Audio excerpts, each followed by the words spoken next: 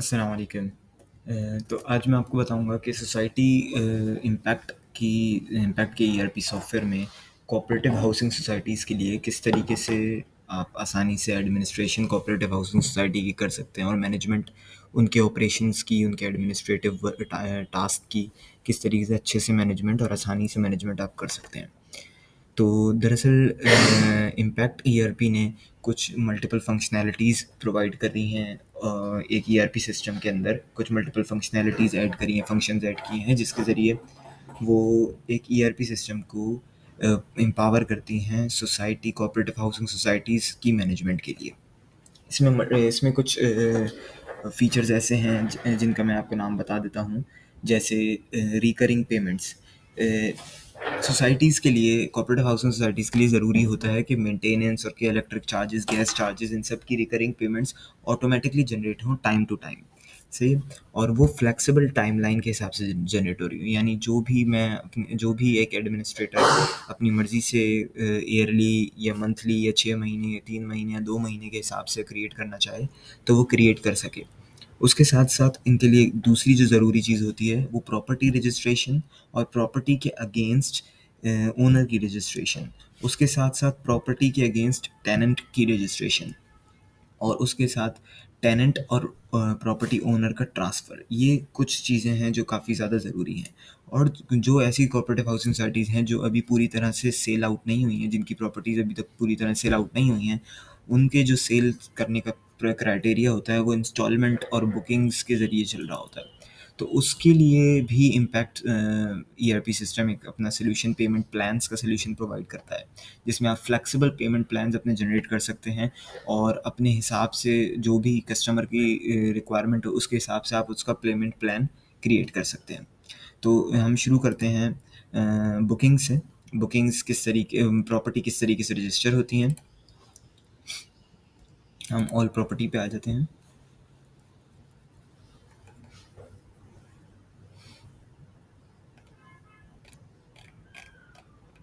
यहाँ पर हमारे पास मल्टीपल प्रॉपर्टीज़ होती हैं। हम मल्टीपल प्रॉपर्टीज़ रजिस्टर करते हैं और उनकी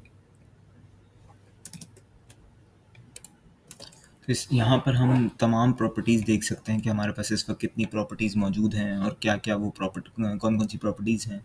और अगर किसी की प्राइसिंग को चेंज करना हो तो हम उसको एडिट करके उसकी प्राइसिंग को भी चेंज कर सकते हैं। उसके अलावा अगर किसी प्रॉपर्टी के अगेंस्ट किसी ओनर को रजिस्टर करना हो तो उसके लिए रजिस्टर्ड ओनर्स को अगर चेक करना हो तो उसके लिए हम बुकिंग्स में जाते हैं। बुकिंग में आके हम लोग किसी भी प्रॉपर्टी के अगेंस्ट उसके ओनर को सर्च कर सकते हैं बड़ी इजीली। जैसे लेट्स से मैं अगर किसी, यहाँ पर हमारे पास फ़िल्टर्स हैं, मल्टीपल फ़िल्टर्स होते हैं। हम यहाँ पर एक प्रॉपर्टी को फ़िल्टर करते हैं। प्रॉपर्टी को फ़िल्टर करते हुए हम सर्च करते हैं जैसे कि 1349 हम सर्च करते हैं एंड हम फ़िल्टर अप्लाई करते हैं। हमने जैसे R1 को अभी फ़िल्टर किया है तो R1 के अगेंस्ट उसके रजिस्टर्ड प्रॉपर्टी ओनर आ गए हैं शाहिद सलीम, बेग मिर्ज़ा। मल्टीपल ओनर्स भी इसमें हम ऐड कर सकते हैं। उसके अलावा अगर हमने किसी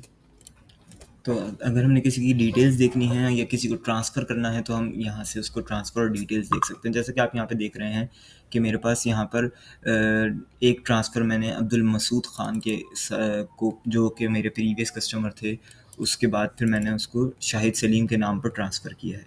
इसको मैं ईज़िली ट्रांसफ़र कर सकता हूँ। लेट्स से कि मैं मुनिस के नाम पे जो है वो ट्रांसफ़र करना चाहता हूँ और यहाँ पर मुझे कुछ भी नहीं करना, सिर्फ एक दफ़ा इनके बिलिंग एड्रेस को लोड करेंगे, जो भी उनका एड्रेस है, और ट्रांसफ़र ऑर्डर करेंगे। वो मुझसे कंफर्मेशन मांगेगा और अब फाइल्स अपलोड करेगा। अच्छा, ये जो फाइल्स हैं ये हम अपने हिसाब से अपलोड कर सकते हैं, यानी कि अपने हिसाब से इसकी जैसे कि इस वक्त हमने 5 फाइल्स की रिक्वायरमेंट रखी हुई है। इन सारी सेटिंग्स को हम अपने हिसाब से रख सकते हैं। कुछ सोसाइटीज़ को 3 फाइल्स, कुछ सोसाइटीज़ को 2 फाइल्स चाहिए होती हैं। तो यानी सिर्फ ट्रांसफ़र लेटर उनको, किसी को और शेयर सर्टिफिकेट किसी को चाहिए होता है, किसी को पोजेसन लेटर और ट्रांसफ़र लेटर भी चाहिए होता है शेयर सर्टिफिकेट के साथ, किसी को साइट प्लान, ट्रांसफ़र, सारी चीज़ें चाहिए होती हैं। तो ये सब अपनी अपनी सेटिंग्स के हिसाब से, अपने हिसाब से जो है वो नंबर ऑफ़ फाइल्स सेट कर सकते हैं, कितनी फाइल्स उनको रिक्वायर्ड है और उनके नाम क्या हैं। हम सबमिट करेंगे और वो डन हो जाएगा। और सिंपली वो मेरे नाम पे अब ट्रांसफ़र हो गया है, ये मुनिस फारूक के नाम पे अब ट्रांसफ़र हो गया है। और यहाँ पर उसके डॉक्यूमेंट्स भी आ गए, यहाँ पर भी लिखा हुआ आ रहा है कि बुकिंग जो है वो ट्रांसफ़र सक्सेसफुली हो चुकी है। थर्ड चीज़ जो अब आती है हमारे पास, वो आती है रिकरिंग इनवॉइसेस का खड़ा होना, जैसे कि मेंटेनेंस के रिकरिंग इनवॉइसेस का खड़ा होना। ये सारी इनवॉइसेस हमारे पास सब्सक्रिप्शंस पे ऑटोमेटिक जो है क्रिएट हो जाती हैं। हम एक वन टाइम इन सब की मेंटेनेंस के ऑर्डर्स बना देते हैं, तमाम लोगों के वन टाइम मेंटेनेंस के ऑर्डर बन जाते हैं, उसके बाद ये हर महीने खड़े होते रहते हैं ऑटोमेटिक। और इसमें क्या होता है कि अगर वो कस्टमर, अगर वो बंदा जो पे करने वाला है वो पे नहीं भी करता है, फिर भी उसकी रिकरिंग खड़ी होती रहती है और उसके अगेंस्ट अकाउंट्स के अंदर आउटस्टैंडिंग बैलेंस बढ़ता जाता है। तो यहाँ पे आप देख रहे हैं कि मल्टीपल लोगों की रिकरिंग इनवॉइसेस खड़ी हो रही हैं और उनकी एक टाइमलाइन डली हुई है कि हर महीने की इस एक 5 तारीख को जो है वो सबकी रिकरिंग खड़ी हो जाएगी। और इन सारों को आप एक्सपोर्ट भी कर सकते हैं। कुछ जैसे कुछ कॉर्पोरेटिव हाउसिंग सोसाइटीज़ में ऐसा भी होता है कि जिसमें मेंटेनेंस लेने वाले एक अलग लोग होते हैं, एक टीम होती है जो मेंटेनेंस रिसीव करने जाती है हर घर से। तो उनके पास एक शीट होनी चाहिए, ज़ाहिर-सी बात है एक वर्कशीट होनी चाहिए, ताकि वो टिक लगाते जाएँ कि इनसे रिसीव हो गई, इनसे नहीं हुई है, इनसे रिसीव हो गई, इनसे नहीं हुई है। तो ताकि उनको सिस्टम में ऐड करने के लिए आसानी हो। तो ये सब चीज़ें करने के लिए ये सब एक्सपोर्ट भी किया जा सकता है। बहरहाल यहाँ पर हम एक मेंटेनेंस की जो रिकरिंग अमाउंट चल रही होती है उसको भी हम ट्रांसफ़र कर सकते हैं और यहाँ पर उसका ट्रांसफ़र रिकॉर्ड भी मेंटेन होता है। इसका ट्रांसफ़र भी सेम उसी तरीके से होता है जिस तरीके से हम एक बुकिंग को ट्रांसफ़र कर रहे होते हैं। हमारे पास यहाँ पर ट्रांसफ़र करने का ऑप्शन है, हमने सिंपली इसको सिलेक्ट किया, या जो भी हमारे जो भी बंदा है, जो नया बंदा ये नया टेनेंट है, नया ओनर है, जो भी उसके आगे उसको सेलेक्ट किया और हमने ट्रांसफ़र सब्सक्रिप्शन कर दिया। ट्रांसफ़र किया, वो हमसे फ़ाइल्स मांगेगा। अगर तो आप लोगों को फ़ाइल्स नहीं रिक्वायर्ड होंगी तो आप इसको भी, इसकी सेटिंग्स को भी चेंज करके फ़ाइल हटा सकते हैं सिंपली। उसके बाद सिंपली इसको सबमिट करेंगे, ये डन हो जाएगा। सिंपली ये डन हो जाएगा और यहाँ पर हमारे पास ट्रांसफ़र रिकॉर्ड मेंटेन होता रहेगा। इस तरीके से जो सोसाइटी की प्रॉपर्टीज़ होंगी, जो टेनेंट्स होंगे, जो ओनर्स होंगे, उनका डाटा जो है वो एक जगह पे रिकॉर्ड होता रहता है, मेंटेन होता रहता है और ये लूज़ नहीं होता, जो एक बहुत बड़ा मसला है जिसकी वजह से एसबीसीए ने तमाम सोसाइटीज़, कोऑपरेटिव हाउसिंग सोसाइटीज़ को डिजिटलाइज्ड डाटा मेंटेन करने बात भी बोली है। उसके अलावा अब हम मूव होते हैं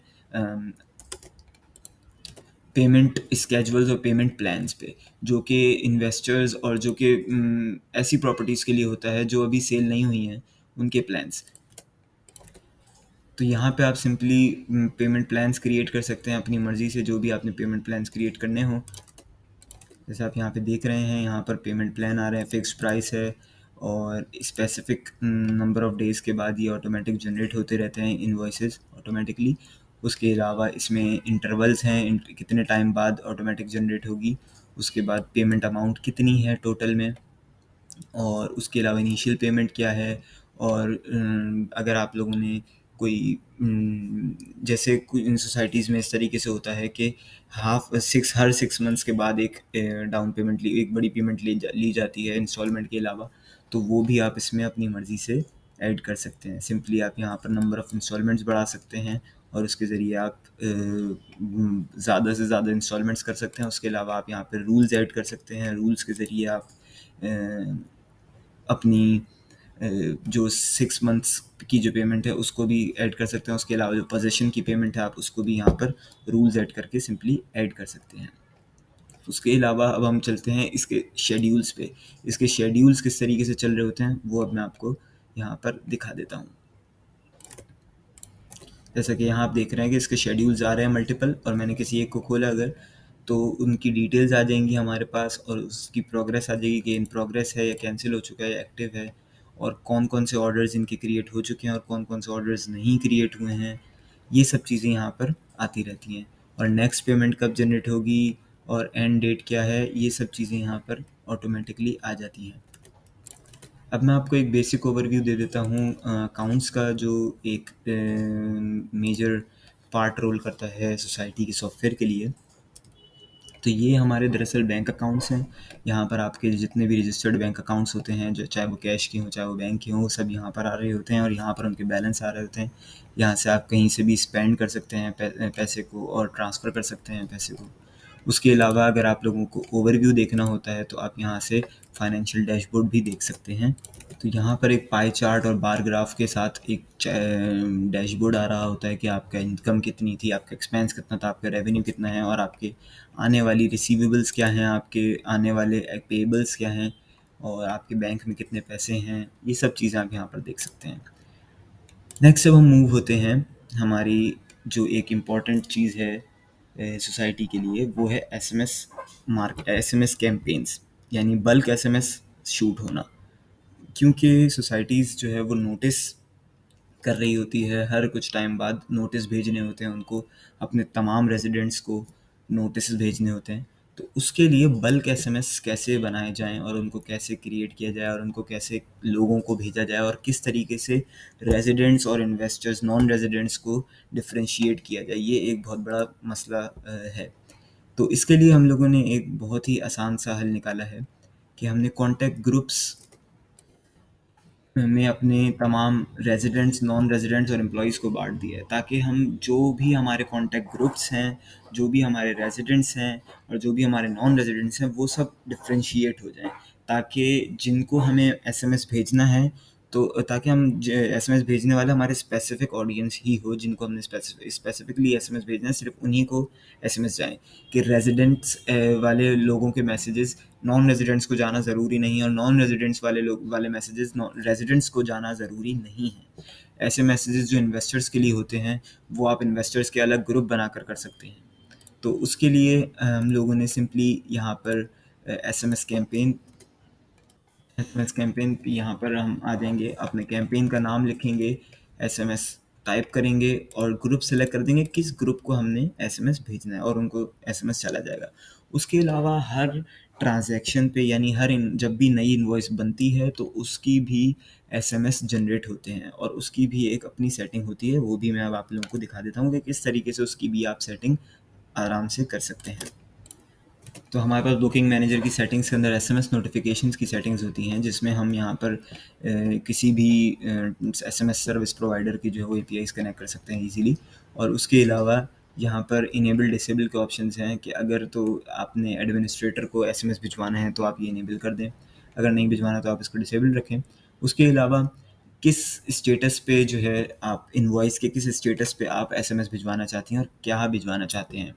जैसे कि अगर कोई इनवॉइस नई बनी है तो एक एसएमएस जाएगा कि आपकी इनवॉइस इतनी अमाउंट की ड्यू है, और अगर कोई इनवॉइस ओवर ड्यू हो गई है तो एक एसएमएस जाएगा कि आपकी इनवॉइस ओवर ड्यू हो गई है, काइंडली पे कर दें रिस्ट्रिक्शंस को अवॉइड करने के लिए। और अगर आपकी इनवॉइस पे हो चुकी है तो एसएमएस जाएगा कि आपकी इनवॉइस इतने अमाउंट की हमें रिसीव हो गई है। तो ये ऑटोमेटिक एसएमएस जाएगा जैसे ही आपकी इनवॉइस का स्टेटस चेंज होता जाएगा। और इनवॉइस का ओवर ड्यू पर जाना ये ऑटोमेटिक हो रहा होता है। जैसे आपने एक टाइमलाइन डाल दी कि 5 दिन बाद ऑटोमेटिकली इनवॉइस ओवर ड्यू में चली जाए, तो वो 5 दिन बाद ऑटोमेटिकली इनवॉइस ओवर ड्यू में चली जाती है। अगर आप 10 दिन डालना चाहते हैं तो आप उसको 10 दिन कर सकते हैं, आप इजीली उसकी, यानी ये सारी चीज़ें आपकी फ्लेक्सिबल हैं और बहुत ईजी हैं सेटिंग्स करना इन सारी चीज़ों की। इसके अलावा हमारे पास लास्ट जो चीज़ आती है, जो एक बड़े कोऑपरेटिव हाउसिंग सोसाइटी के लिए बड़ी ज़रूरी चीज़ होती है, वो होती है एसेट मैनेजमेंट। क्योंकि उनके पास मल्टीपल एसेट्स मौजूद होते हैं जिनको वो मैनेज करना चाहते हैं, जिनकी अकाउंट्स को मैनेज करना चाहते हैं। तो उसको किस तरीके से मैनेज किया, आप सिंपली यहाँ पे न्यू एसेट्स क्रिएट कर सकते हैं और उनकी कैटेगरी सेलेक्ट कर सकते हैं कि किस कैटेगरी की हैं, और सिंपली उनकी अमाउंट लिख सकते हैं, कितनी अमाउंट के वो एसेट हैं।